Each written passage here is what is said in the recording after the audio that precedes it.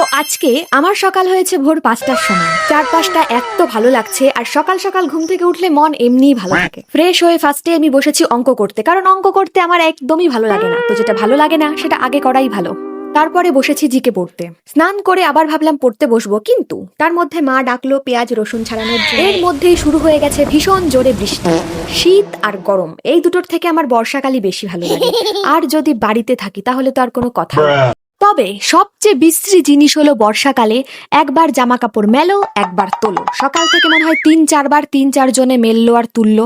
এখন আমার সবেমাত্র মেলা কমপ্লিট হয়েছে, তার মধ্যে আবার বৃষ্টি চলে এসেছে। বিরক্তিকর। দুপুরে মাংস রান্না হয়েছে, তো কষা মাংস তো টেস্ট করবই। ঝোলের মাংসের থেকে কষা মাংসের টেস্টটা এত ভালো হয় কেন তাই তো বুঝি না। আমাদের বাড়িতে মাংসের সাথে বেশিরভাগ সময় আলু দেওয়া হয় না, কারণ আমার মার আলুতে অ্যালার্জি। জানি এটা অনেকে বিশ্বাস করে না। এদিকে পড়াতে গিয়েও কারেন্ট অফ, কোনো রকমে পড়িয়ে আসলাম। তারপরে আমি বসেছি বোনাবুনির কাজ করতে। ভেবেছিলাম একটা ফুল বানাবো, কিন্তু সেটা ঠিকঠাক হচ্ছে না। তো আমি অনেকবার খুলেছি আর অনেকবার চেষ্টা করেছি, আর যতক্ষণ না হবে আমি চেষ্টা করেই যাব। তবে আমি ভেবেছি এসবের জন্য প্রত্যেকদিন 30-40 মিনিট টাইম দেব। তো আজকের সেই টাইম তো ওভার, তো আবার কালকে চেষ্টা করব।